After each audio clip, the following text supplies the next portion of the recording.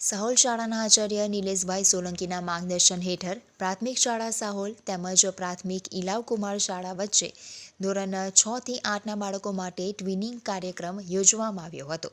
બાળકોને પુષ્પ આપી તેઓને સાહોલ શાળામાં સ્વાગત કરવામાં આવ્યું હતું, જેમાં પ્રાર્થના, ભજન, ધૂન, અભિનય ગીત, યોગાસન, ગાણિતિક નમૂનાઓ, વૈજ્ઞાનિક પ્રયોગો, રમતગમતના સાધનોની ઓળખ, સામાજિક વિજ્ઞાનમાં પ્રદર્શન, ટૂંકી ફિલ્મ તેમજ વિવિધ ક્વિઝનું પણ સુચારું આયોજન કરવામાં આવ્યું હતું.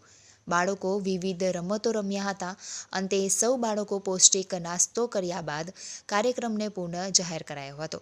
આ કાર્યક્રમમાં શાળાના આચાર્ય નિલેશભાઈ, શાળા પરિવાર જયંતિભાઈ, નરેશભાઈ, તેજસભાઈ, જનકભાઈની ટીમ વર્કથી સફળતા અપાવી.